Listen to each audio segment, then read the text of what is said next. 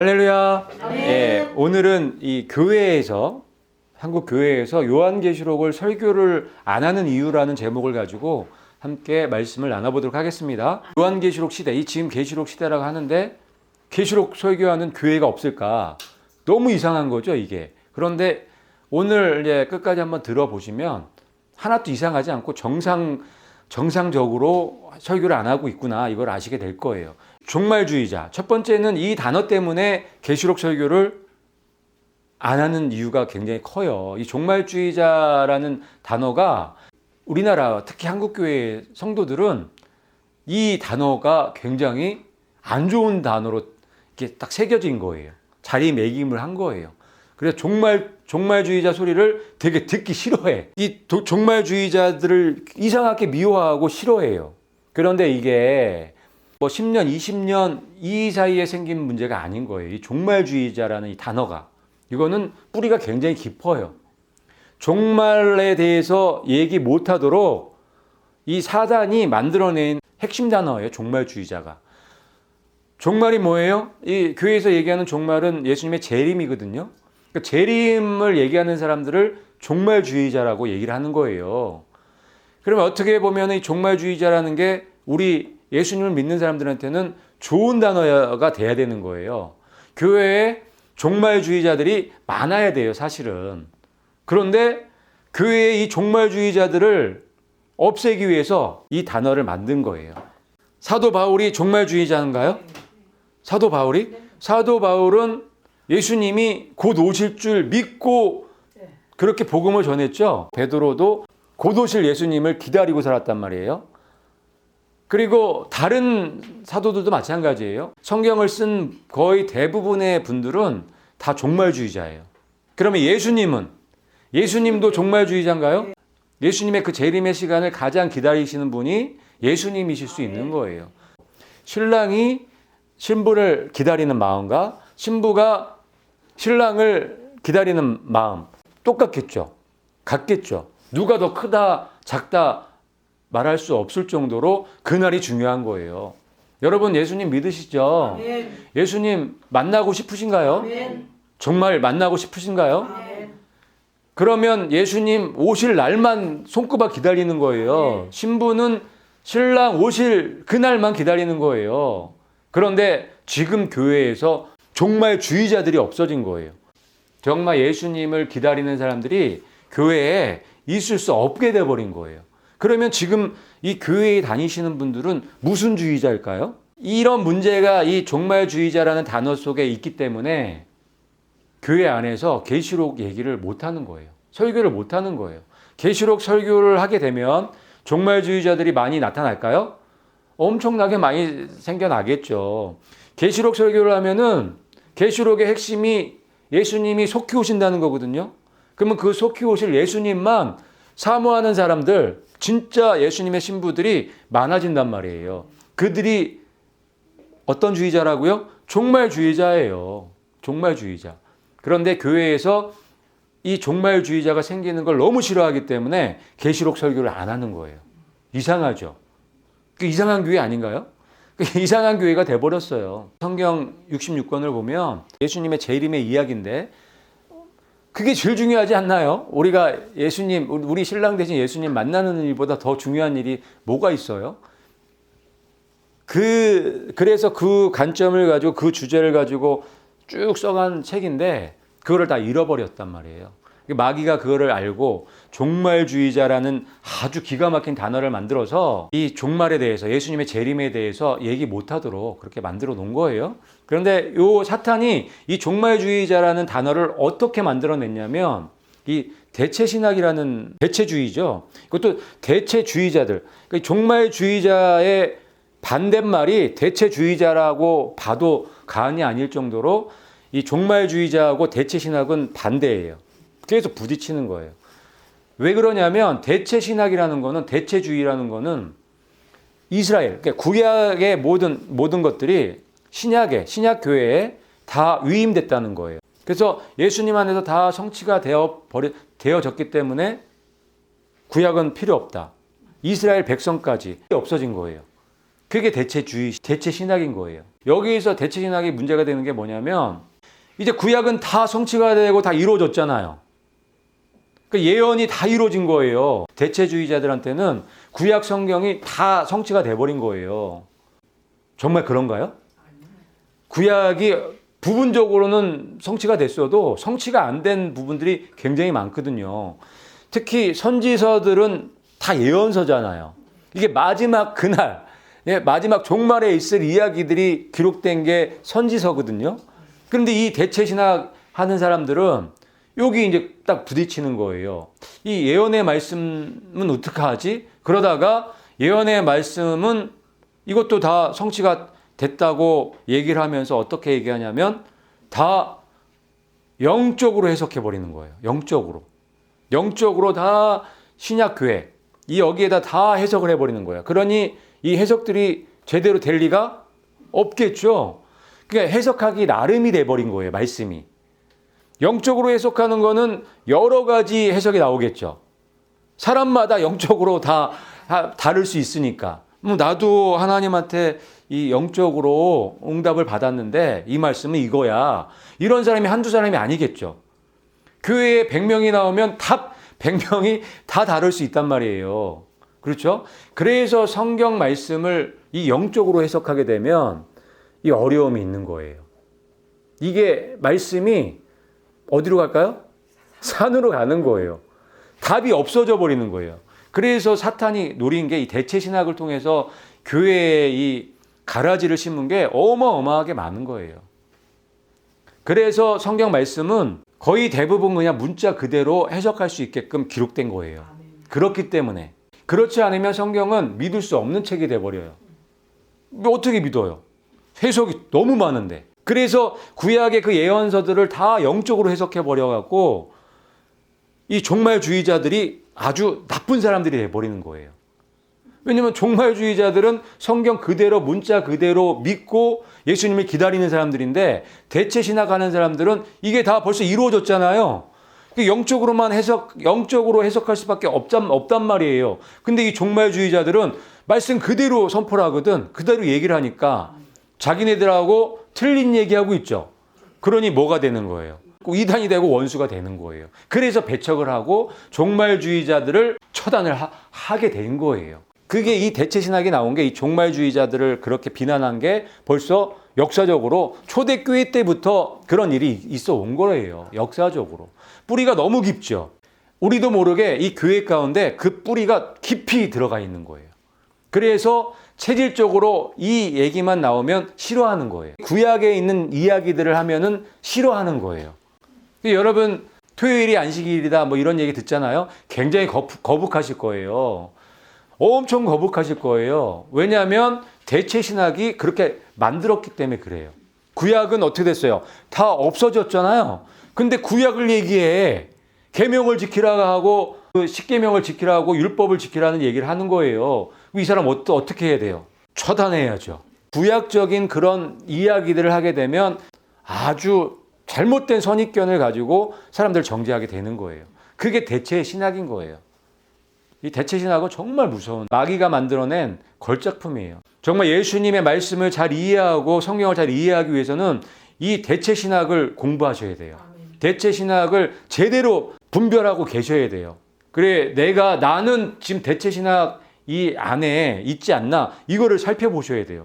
십중팔구 많이 세뇌가 돼 계실 거예요.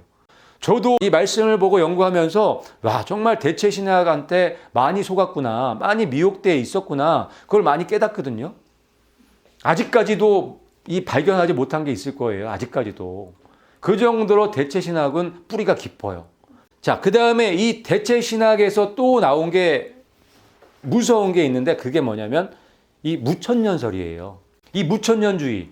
이게 어마어마하게 또 무서운 애예요. 얘도 이 대체신학과 함께 2000년의 역사에 뿌리 깊게 내려서 이 때문에 이 종말주의자 대체신학 이 무천년설 이거를 주장하는 이 이론들 때문에 계시록을 설교하지 못하고 있는 거예요. 설교할 수가 없어요. 이런 대체신학을 갖고 있는 사람들 밑에 있는 성도들은 계시록을 들을 수가 없는 거예요. 무천년설이 뭐냐면 천년왕국이 지금 천년왕국이라는 거예요. 천년왕국 끝나고 예수님이 오신다는 거예요. 왜 그렇게 되냐면 대체신학에서 다 대체가 됐죠. 구약도 대체가 되고 예언도 다 성취가 됐단 말이에요. 어디까지? 계시록까지 다 성취가 된 거예요. 그래서 무천년설, 후천년설이라고도 해요. 무천년설은 지금 천년왕국이 진행되고 있는 거란 말이에요. 아주 심각하죠. 그러니까 계시록을 문자 그대로 보질 않는 거예요. 그냥 다 영적으로 해석을 해버리는 거예요. 계시록이 다 성취가 돼버린 거예요. 이게 성경적인가요? 절대로 성경적이지 않거든요. 이 계시록에 반대로 얘기하고 있는 건데 놀랍게 그런데 우리나라 거의 대부분의 교회가 이걸 믿어요. 지금이 천년왕국이라고 가르쳐요. 그런데 이게 지금 교회만 그런 게 아니라 2000년 전부터 이런 사상들이 계속 있었던 거예요. 그런데 이게 뿌리 깊게 여기까지 온 거, 지금까지 왔는데 기가 막힌 거죠. 참 너무 어이가 없어요. 이 무천년설의 이 진실을 알게 되면 정말 어이가 없을 정도로 한심하죠, 한심해. 이 대체신학을 꽃을 피려면 아까도 얘기 드렸지만 구약의 내용들이 어떻게 돼야 돼요? 다 성취가 됐잖아요. 그럼 예언들까지 다 성취가 돼야 된단 말이에요. 그럼 그렇게 하려면은 영적인 해석, 풍유적인 해석이 필요한 거예요. 성경을 특히 예언적인 부분은 풍유적 해석, 영적으로 다 해석해버리는 거예요. 이상하게 영적으로 자기네 마음대로 해석해갖고 해석을 해놨단 말이에요. 그래서 무천년설도 지금 예수님이 다 성취를 하셨기 때문에 지금 이 교회를 통해서 세상을 천년왕국을 통치하고 계시다. 그렇게 해석을 해버린 거예요. 자기네 마음대로. 근데 그게 1000년, 1500년 전 이전에 그게 해석이 된 거예요. 그런데 아직까지도 그 해석을 따르는 거예요. 왜 그러냐면 굉장히 권위 있는 사람이 이걸 만들었거든요. 그 사람이 만들어 놨기 때문에 어길 수가 없는 거예요. 참 놀랍죠? 참 기가 막히죠? 예수님보다 더 큰 분인가 봐요. 더 큰 사람인가 봐요. 그래서 풍유적인 해석, 영적인 해석. 이 대체신학 때문에 영적인 풍유적인 해석이 난무하게 돼버리는 거죠. 그러니까 성경이 어떻게 돼요? 계속 훼손되죠. 이 오류가 계속 나올 거 아니에요. 맨날 논쟁하고 싸울 거 아니에요. 너 잘났다 나 잘났다 둘 다 틀렸는데 같이 틀린 거 갖고 맨날 싸우니 답도 안 나오고 원수지간만 돼갖고 계속 뭐만 갈리는 거예요? 파만 갈리는 거예요. 그래서 우리나라에 파가 많죠. 쪽파 양파도 많지만 이 교단 자체적으로 파가 많은 거예요. 그런데 알고 보면 둘 다 틀려요. 둘 다 틀린 거 갖고 싸우고 있는 거예요. 그래서 그렇게 많이 파가 갈렸는데 거기에 원인을 제공한 게 이 대체신학이고 대체신학의 풍유적 해석, 영적인 해석들을 서로 주장하다 보니까 갈리는 거예요. 끝까지 우길 수밖에 없는 거예요.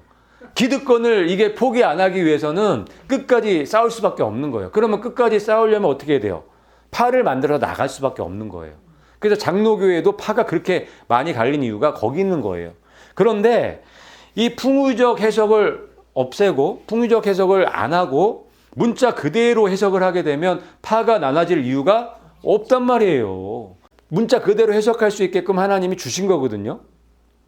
성경 66권 중에서 문자 그대로 해석 못하는 거는 거의 없어요. 거의 다 그냥 문자 그대로 해석할 수 있게끔 기록돼 있어요. 몇 개는 있어요.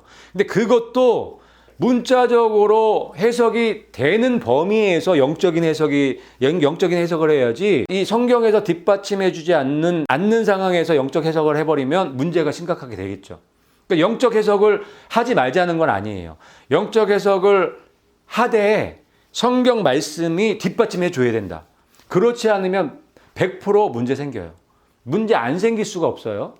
그래서 하나님 말씀에 근거가 다 있어야 돼요. 그래서 말씀이 없는 얘기는 될 수 있으면 안 하는 게 좋다. 누구를 위해서? 자기 자신을 위해서 안 하는 게 좋은 거예요. 말씀에 있는 이야기도 사실 할 거 많아요. 너무 넘친단 말이에요. 근데 굳이 그걸 갖다가 뭐 영적으로 해석해서 이 문제가 생기면 나중에 그거 감당 안 되거든요. 그래서 다 깨지고 싸우고 뿔뿔이 흩어지고 그러는 거예요. 그런데 왜 교회에서 그런 일도 자꾸 벌어지느냐? 이 대체신학 때문에 그런 거예요. 이 무천년설 이런 이론들을 많이 만들어내고 교회의 영적 해석, 풍유적 해석이 옛날부터 너무 많은 거예요. 사탄이 그거 좋아할까요? 너무 좋아하죠. 사탄은 이러기를 원해서 이걸 만들어낸 거란 말이에요. 영적인 해석 많이 해라. 많이 해라. 많이 하면 많이 할수록 하나님의 말씀의 진정성이 없어지는 거거든요. 교회의 신뢰성이 떨어지는 거예요. 예수님을 진짜 제대로 믿을 수가 없게 되는 거예요. 교회 나가도. 그리고 성경 자체를 믿을 수가 없는 책이 돼버리는 거예요. 왜냐하면 이 사람 얘기도 틀리고 저 사람 말 틀리고 다 틀려. 성경을 믿을 수가 없는 거예요. 책을. 그래서 대체신학을 만들어낸 거예요. 2000년, 거의 2000년 전 초대교회 때부터 그랬으니까. 근데 마귀가 이런 거를 주장하는 사람들을 자기네 사람으로 만들어서 이거를 교회 가운데 뿌리를 깊게 내린 거예요. 그래서 이 종말주의자, 대체신학, 이 무천년설, 이 풍의적 해석 때문에 교회에서 계시록을 설교할 수 없는 거예요. 당연하겠죠. 이 대체신학 다 끝났잖아요. 예언의 말씀은 다 끝났어요. 계시록도 다 끝났어요. 지금 천년왕국 시대야. 뭔 계시록을 설교를 해? 계시록 설교할 게 없잖아. 그런 상태예요. 그리고 해도 계시록을 해석을 해도 어떻게 해석하는 거예요? 다 풍유적으로 해석하는, 영적으로 다 해석해버리는 거예요. 그러니 이게 답이 나와요? 안 나와요. 아주 그냥 이 계시록을 더 어렵게 만들어놨죠. 한두 사람이 영적 해석해놨겠냐고요. 사람들마다 다 틀리게 해놨을 텐데. 그래서 계시록의 해석이 여러 가지인 이유가 거기에 있는 거예요. 그런데 계시록 해석은 하나뿐이 없어요. 문자 그대로 해석하는 그 해석밖에 없는 거예요. 문자 그대로 계시록을 해석하면 정확하게 보인단 말이에요. 그런데 이 대체신학 무천년 주의자들 때문에 이렇게 돼버린 거예요. 계시록을 설교할 수 없는 거예요. 우리나라 교회에서 계시록을 설교 안 하는 이유가 거기 있는 거예요. 못하는 거죠. 할 수가 없게 만들어 놓은 거예요. 이게 당연한 결과예요. 이게 대체신학의 열매고 무천년설 주장하는, 무천년설 다 주장하죠. 뭐 이거 거의 대부분이 다 무천년설이죠. 이거를 얘기하는 교회에서 계시록을 설교할 수 없는 이유인 거예요. 그리고 거의 대부분의 교회들이 종말주의자들을 미워하고 이단시하는 이유가 거기 있는 거예요. 슬픈 일이죠. 예수님이 너무 가슴 아프시겠죠. 마음 많이 아프시겠죠. 그래서 이거를 딱 한 단어로 얘기하면은 무지라고 하는 거, 이거를. 성경에 대한 무지, 예수님에 대한 무지, 모르는 거예요. 많이 알고 많이 배운 것 같아도 모르는 거예요. 예수님, 2000년 전에 예수님 때도 그랬죠. 서기관과 바리새인 제사장들이 굉장히 율법을 많이 알고 많이 알고 있는 것 같아도 한 개도 몰랐죠. 예수님에 대해서 정말 1도 몰랐단 말이에요. 지금 교회들이 그런 거예요. 왜? 이 대체신학과 이 무천년설, 이 잘못된 신학 때문에 2000년 전부터 뿌리 깊게 내려온 이 신학 때문에 이 말씀들을 다 어떻게 해석했어요? 영적으로, 풍유적으로 다 해석해버린단 말이에요. 그러니 말씀이, 진리가 다 어디 갔어요? 없어져. 있을 수가 없잖아요. 이 잘못된 영적인 해석들만 난무하게 돼버린 거예요. 그래서 여러 가지 파가 또 많기 때문에 그 파들끼리 또 다 틀리죠. 또 어떻게 믿을 수 있어요, 예수님을? 교회에 나와서 새로운 성도들이 예수님 믿고 나온 분들이 어떻게 믿을 수 있냐고, 성경을. 목사들도 성경을 못 믿는데, 장로들, 집사들도 성경을 못 믿는데. 사실 한번 생각해 보세요. 이 성경을 문자 그대로 이거를 믿지 않는다면 어떻게 믿을 거예요, 이거를? 이 영적인 해석이 어디서 온 건데, 그게? 근거가 없잖아, 사실. 네? 근거가 없는 해석들을 믿고 있는 거예요. 그러니 신앙들이, 믿음들이 어떻겠어요? 형편없겠죠. 그러니 세상과 벗대서 그렇게 살아갈 수밖에 없는 거예요. 시스템이. 이 대체신학, 이 대체신학의 시스템, 이게 엄청나게 무서운 거죠. 이거를 뿌리 뽑지 않으면 여러분들은 그냥 여기 교회 크고 사람들 많으니까 좋아 보이지만 여기에 그냥 같이 휩쓸려서 큰 한난으로 들어갈 수밖에 없는 거예요. 같이 한번 읽어볼게요. 시작. 내 백성이 지식이 없으므로 망하는도다. 아멘. 이거는 여전히 우리 모두에게 다 적용되는 거잖아요. 여러분들 성경에 대해서 무지하지 않으시나요? 지금뿐만 아니라 2000년 교회 역사가 지금 이 무지의 이 역사인 거예요. 무지의 역사인 거예요. 이 대체신학 때문에, 이 무천년설 때문에, 이 풍의적 해석 때문에 지금 무지의 이 교회 시대가 계속 왔던 거예요.